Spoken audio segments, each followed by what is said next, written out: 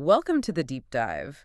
We are looking at a stack of source material today that, well, at first glance, it might seem incredibly niche. Oh, definitely. Yeah, we're unpacking a highly detailed industrial troubleshooting guide.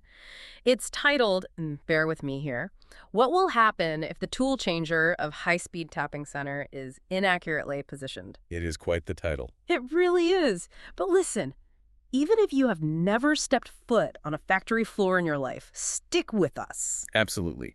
Because the mission of this deep dive goes way beyond heavy machinery. Right. It serves as this incredible masterclass in systems thinking. Yeah, it's about how we diagnose root causes, the really delicate balance of precision mechanics. And how tiny, almost invisible errors in a foundation can just cascade into massive systemic failures. It really is a fascinating case study in failure analysis. I mean, the source material uses the high-speed tapping center as the focal point. Which is essentially just a rapid, automated metal cutting machine. Exactly. But the principles of maintenance, mechanical alignment, and diagnosing a root cause, you can apply those to almost any complex system you encounter. Yeah. The physics are specific to the factory floor, sure, but the logical framework for troubleshooting is totally universal. Okay, to really understand the stakes we're dealing with here, I want you to picture the environment. Let's set the scene. You're standing in the middle of a massive manufacturing facility. There's this constant, heavy hum of machinery. Everything is perfectly synchronized. Everyone is moving fast. Right. These high-speed tapping centers, they're swapping out cutting tools in fractions of a second to meet a looming production deadline. High stress. Very high stress. And then suddenly, over all that ambient noise, you hear this violent, sickening metallic crash. The worst sound you can hear on a floor. The machine just immediately halts. A misaligned tool magazine hasn't just caused a temporary jam. It has violently collided with the equipment. And in the world of the source material is very explicit about the physical damage that happens when the tool positioning is inaccurate. What are we actually talking about here? We're talking about severe tool collisions. Hmm. Imagine a heavy, razor-sharp metal-cutting tool being dropped directly onto the machine bed. Ouch. Or even worse, it violently jams into the spindle taper. And I imagine the spindle taper is essentially the core of the machine's accuracy, right? It absolutely is. It's that cone-shaped socket that actually holds the cutting tool perfectly centered while it spins at, what, thousands of RPMs? Thousands. So if a heavy metal arm smashes a tool into that socket at the wrong angle, You're denting the very surface that guarantees the machine's precision. that is exactly the issue. If you damage the spindle taper, every single tool you load into it from that day forward is going to sit slightly crooked. Wow. It completely ruins the machining precision. And in practical terms, that means you're just producing scrapped parts. Exactly. If the machine is supposed to be tapping, which means it's cutting internal screw threads into a piece of metal, a misaligned spindle means those threads are going to be defective. The screws simply won't fit. They won't.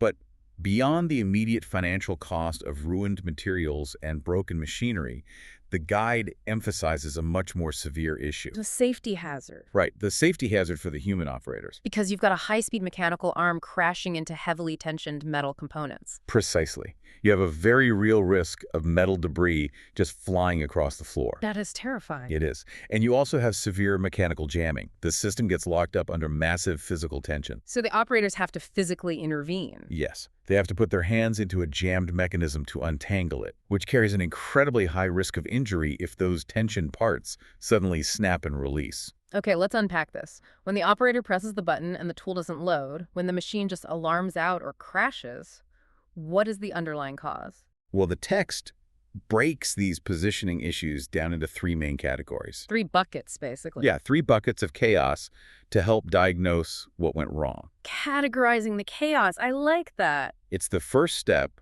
in the manual's diagnostic process. By separating them into mechanical, electrical, and maintenance, you isolate the variables. Let's start with the first bucket. Mechanical wear. This is the physical degradation of the system over time. Just normal wear and tear. Right. The guide points out you'll often find loose transmission chains, or you'll see the positioning pins themselves have been physically worn down. From the constant friction of thousands of tool changes. Exactly. It's essentially just metal rubbing against metal day in and day out. It slowly changes the physical geometry of the machine. It does. And the text also highlights the gearbox as a major mechanical failure point, specifically regarding lubrication.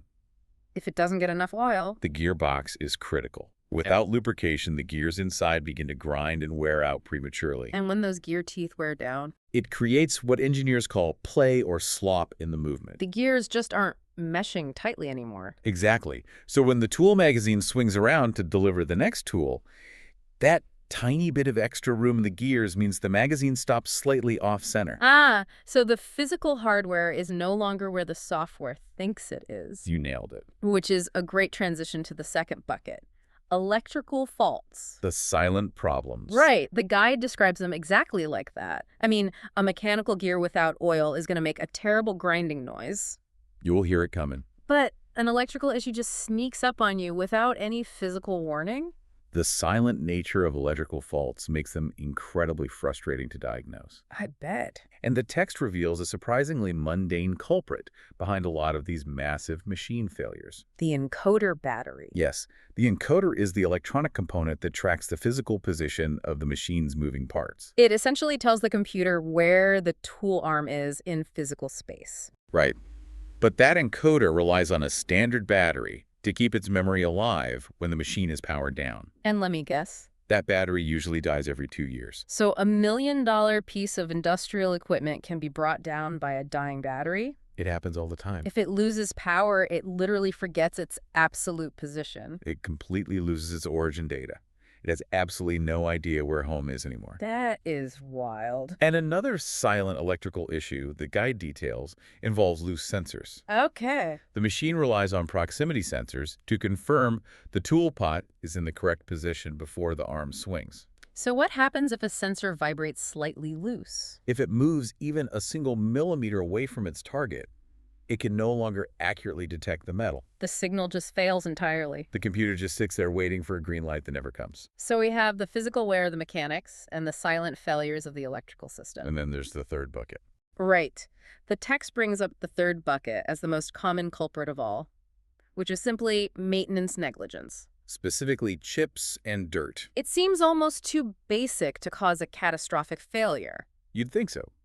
But chips of cut metal are the ultimate enemy of mechanical precision. Because as the tapping center cuts threads into steel or aluminum, tiny metal chips fly everywhere. Everywhere. And if those chips are allowed to pile up on the delicate guide rails, or if they get compacted inside the tool holder spots. The tool physically cannot sit flat. Exactly. The lack of routine cleaning leads to this gradual daily decline in alignment accuracy. It forces the mechanical arm to work harder and harder to push the tool into place. Until eventually something binds up and crashes. The source material also ties maintenance negligence directly to the pneumatic system, doesn't it? It does. It mentions that the air pressure driving these movements has to be tightly controlled. The pneumatic pressure is a vital specification. The guide states that if the air pressure fluctuates, or if it drops below 0.4 megapascals, Which is roughly 60 psi. right, about double the pressure you'd have in your car tires. If it drops below that, the system fails. Because the air cylinder that drives the mechanical arm simply won't have the necessary force. Or it will move too slowly. And because the entire tool change is this highly synchronized choreography, a slow cylinder means the arm misses its timing window. I noticed the text also makes a stark point about operator choices, specifically regarding the physical limits of the machine. Yes, the weight limits. It warns against using tools that exceed the magazine's weight specifications. I would assume constantly swinging an overweight tool at high speeds is eventually going to bend the arm itself. It absolutely will. And once you bend the physical metal of the arm, your alignment is permanently compromised. Regardless of how good your software is. Exactly. You are permanently altering the physical geometry of the machine through operator error. Here's where it gets really interesting. Let's say you have thoroughly checked all three of those buckets. Everything looks perfect. You calibrated the machine perfectly yesterday. It was running flawlessly. But you walk onto the factory floor today, and the alignment has completely vanished. The dreaded ghost errors. Yes. The tool arm is crashing again. The guide refers to these as ghost errors, and they sound incredibly difficult to track down because the machine itself isn't actually broken. What's fascinating here is the invisible physics behind these ghost errors. Invisible physics. Yeah, when alignment magically vanishes overnight, the problem usually isn't the tool changer, the pneumatics, or the software. So what is it? It's an unstable foundation or improper leveling. Okay. People tend to look at these massive high-speed tapping centers as immovable blocks of cast iron. They're incredibly rigid, but they are absolutely subject to the physics of their environment. Right. A machine that weighs several tons is still going to interact with the ground beneath it. If Exactly. the floor isn't perfectly stable, that weight has to go somewhere. And this introduces the science of the twist. The twist. Explain that. If the factory foundation is weak, or if it hasn't been properly engineered to handle industrial shock and weight, the machine will settle unevenly into the concrete floor. Makes sense. When a machine that heavy settles unevenly, it literally twists the cast iron bed and the guide rails. We're talking about microscopic physical distortion here, right? Fractions of a millimeter. Yes, but in precision machining, that microscopic twist alters the fundamental geometric relationship between the tool magazine and the spindle. So you could calibrate the machine while it's sitting still at its home position, and it will look perfectly aligned. Yep. But the moment those heavy components start traveling across that microscopically twisted bed, the geometry shifts. And the alignment disappears. It is essentially like trying to level a wobbly table on a warped floor. That is a perfect analogy. You might get it stable in one corner, but slide it 3 feet to the left, and it wobbles again because the foundation itself is uneven. That analogy perfectly captures the frustration of a ghost error. The text points out that this often stems from an initial error introduced during the very first installation of the equipment. So it was doomed from day one. Pretty much. If the installation team failed to use a highly sensitive precision level, or if the leveling layer they poured beneath the machine, Like an epoxy mortar. right, if that epoxy mortar shrank unevenly as it cured, they have permanently baked an initial geometric error into the machine's foundation. And that structural vulnerability only gets worse when you introduce vibration. It does. Which brings up a really striking example from the source material regarding the surrounding environment. It discusses how a machine in a completely different part of the factory can ruin your calibration. Yes, the guide illustrates this with the example of a neighbor's heavy press. Walk us through that. Imagine your tapping center is running perfectly, but the factory next door, or even just 50 feet away, operates a massive industrial stamping press. Boom, boom, boom. Exactly. The tremendous physical shock and vibration from that nearby machine can transmit directly through the concrete floor It travels up your tapping center's foundation. and physically shakes your tool changer. And because these are smart machines, the servo system, the motor is responsible for holding everything in an exact position, feels that vibration. And it tries to fight it. Wow. The sensitive servo system constantly attempts to compensate for the external shaking. But all of those microscopic, rapid corrections just induce further backlash in the mechanical gears, The system is fighting a structural vibration with mechanical movements. resulting in terrible repeatability. You spend days chasing a ghost error in your tool changer, but the root cause is a stamping press hitting the floor in another building. It really emphasizes that the environment itself is an active component of the machine's system. It absolutely is. But let's move from the theory to the actual troubleshooting. You are the operator on the floor. Okay. The machine has stopped, production is halted, and you have a looming deadline. You cannot wait days for an expensive factory technician to fly out. How does the guide suggest you tackle this? Well, the source provides a very strict narrative protocol for what it calls no technician troubleshooting. No technician. I like the sound of that. It forces the operator to follow a logical path rather than just guessing. What is step one? The first phase is always about establishing a baseline by removing the variables of dirt and pressure. So, cleaning. You start by rigorously cleaning all the oil, compacted dirt, and metal chips from the positioning pins, the guide rails, and inside the spindle taper. Get it spotless. Once it's clean, you immediately verify the pneumatics.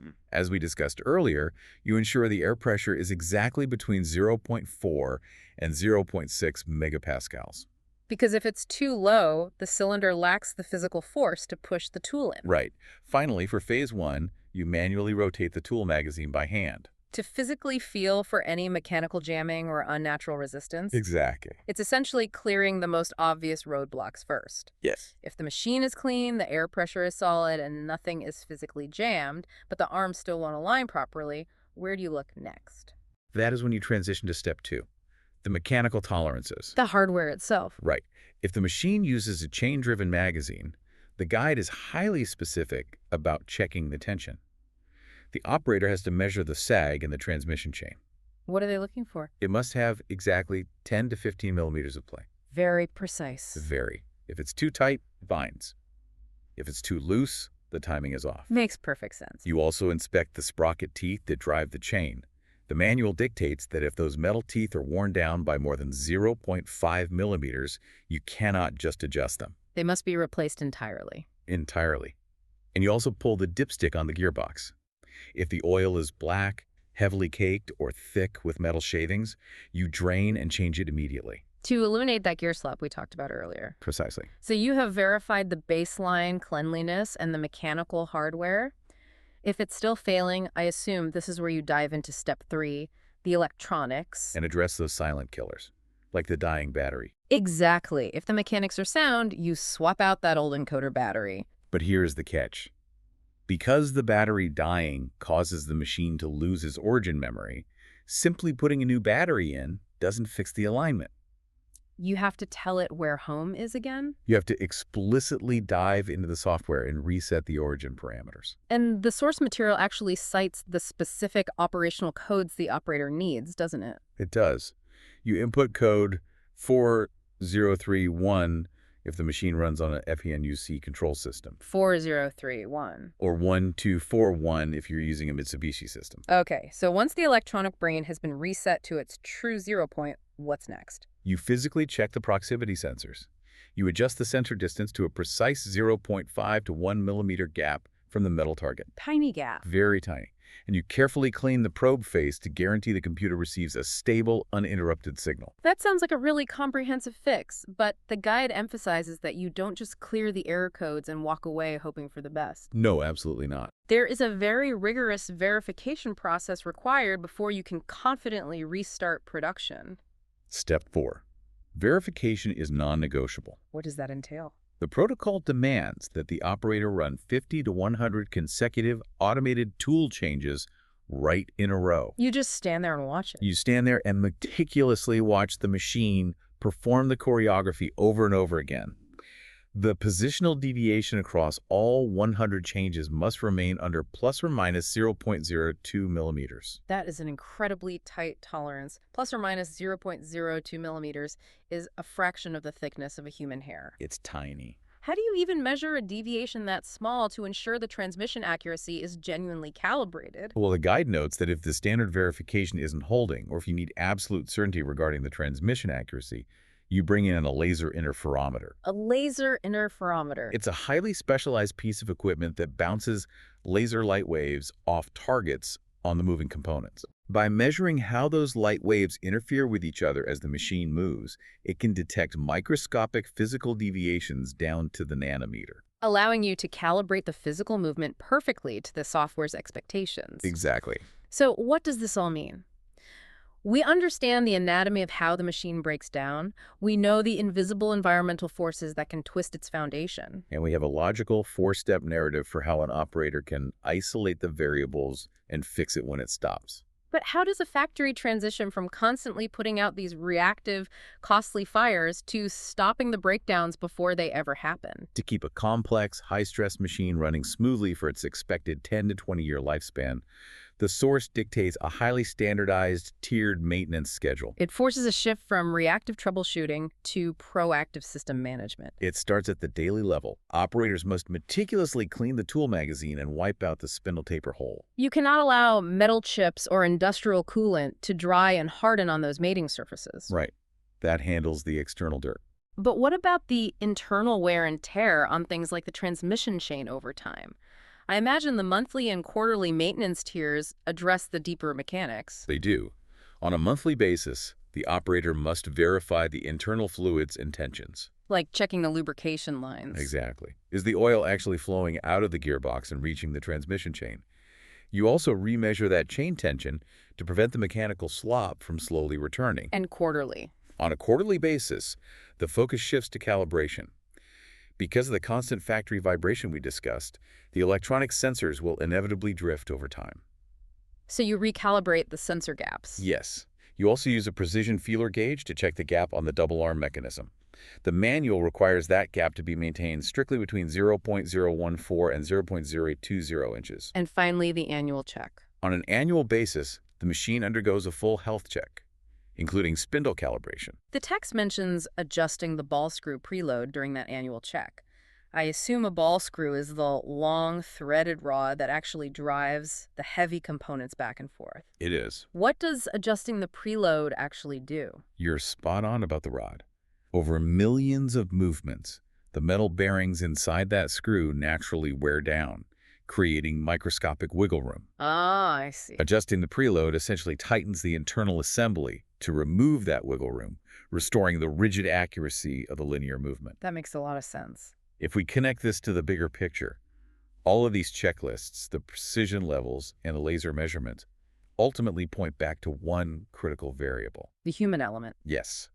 The manual makes it very clear that the operators themselves must maintain strict physical discipline. They must never load oversized or overweight tools into the magazine, which we know bends the arm. They must patiently ensure the spindle has fully returned to the designated tool change point before engaging the sequence. And they must absolutely never grab the mechanical arm while it's moving to try and manually assist a sluggish tool change. In this high-stakes environment, human discipline and procedural adherence are just as critical to the survival of the machine as the grease and the software. It is a powerful takeaway.